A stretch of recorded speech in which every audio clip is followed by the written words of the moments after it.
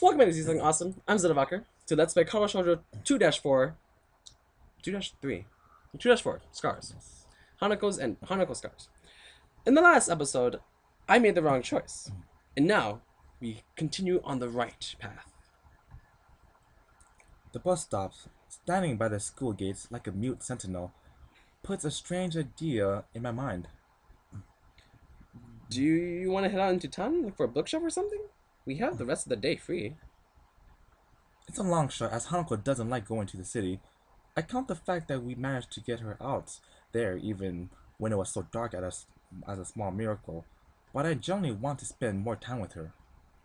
Anyway, she's likely to just refuse and go back to. Okay. Really? Really? Let's go. I can't work out any. I can't work out why Hanako has decided to agree with me, but I'm not about to ask her to change her mind. Stepping off the bus, I immediately noticed that a lot of people are around us. In hindsight, it should have been obvious. Of course, lots of people will be downtown on a Saturday afternoon. Hanako retreats close to my side, and I can feel her hand clutching my arm tightly. Her body is held against mine, and her head is bowed so low that her hat hides most of her scarring. Where should we go? A bookshop? Hanako's presence and my other general living expenses have pretty much drained my budgets, but I should be able to afford a few books. There's something I tried to reserve a few funds for anyway. For a second, I think Hanako didn't hear me, but then I looked to my side and noticed her nodding almost imperceptibly.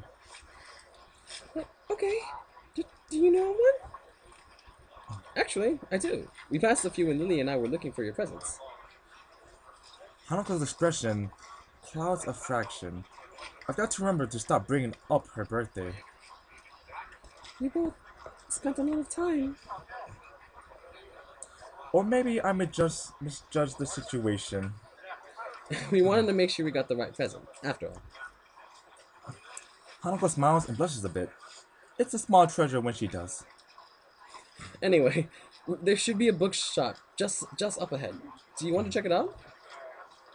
Sure. The crowd starts to build as we head towards the bookshop along the raised walkways. Hanako latches her other arm around me as well, making our progress a little slower. As we walk, the sound of the traffic makes me think of a possible distraction for her. I was wondering, Hanako, have you thought about yet what you're going to learn to drive? Driving? Yeah, you're kind of lucky in a way. There aren't a whole lot of students in Yamaku that are allowed to drive. It's not the best topic of conversations, but I want to try and distract Hanako from the situation. She's really highly strung right now. Then again, all I've really done is make her feel awkward, since she's probably never thought about it. I wish I hadn't said anything. Before long, we are before one of the bookstores Lily and I passed during our search. What kind of self-respecting bookshop closes on Saturdays? Bookshops don't make much money anymore because of the internet. Maybe they just had to close on the weekends.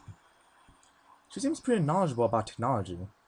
I guess it's a pursuit that would lend itself well to someone who enjoys solitude. Huh, I guess that makes sense. It's easier to find books online. Anyway, it looks like this idea is shot. Anything else you'd like to do? If it's not a bother, could you show me where you bought my present? Oh, sure, not a problem. It's not far from here. I head off in the direction of the store, only half sure of its exact location. I don't want to repeat of the last time, spending half the day walking around aimlessly. Oh, here we are. Othello's Antiques. It it's small. Well, yeah.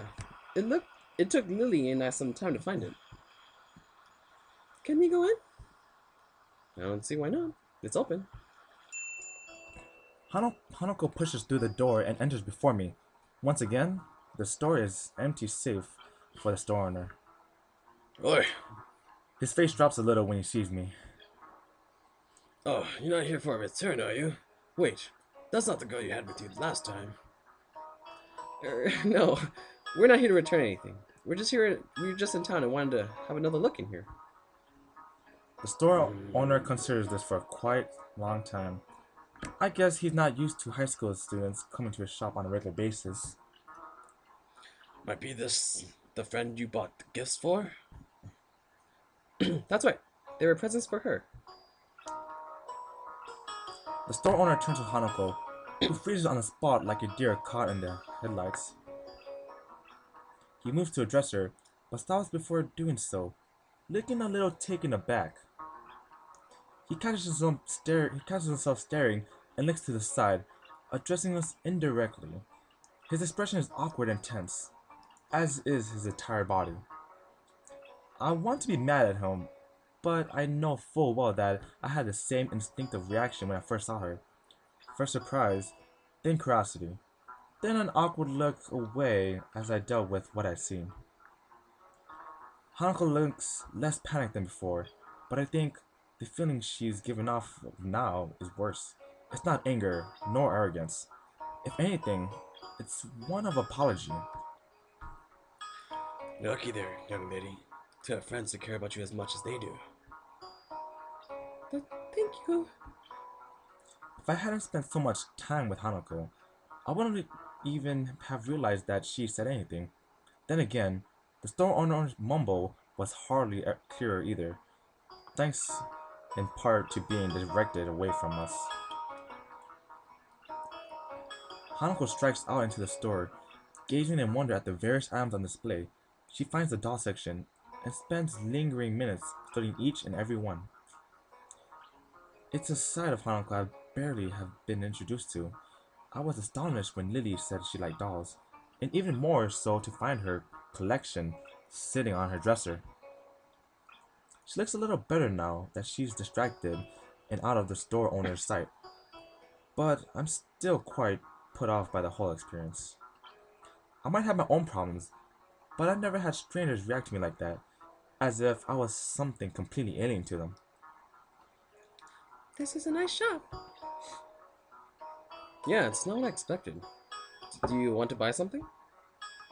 I I didn't bring any money. Well, we can always come again. Now that I know where to find it, that is. We can? Of course. You can come here as often as you like. But thank you.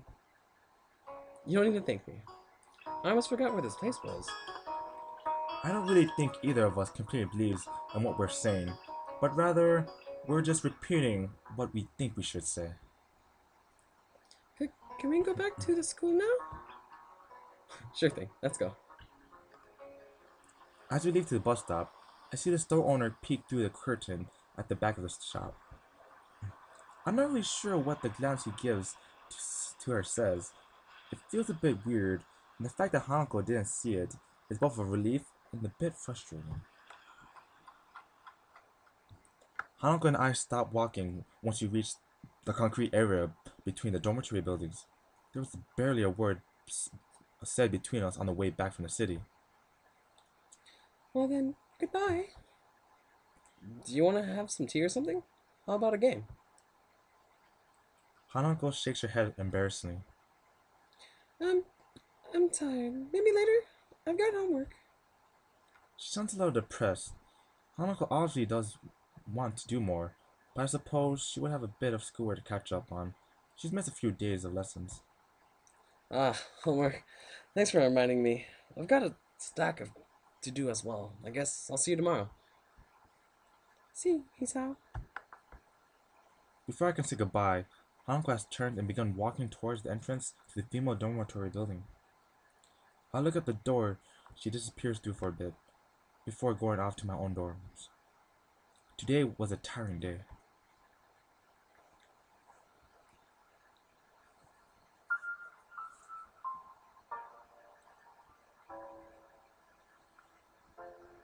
Scars.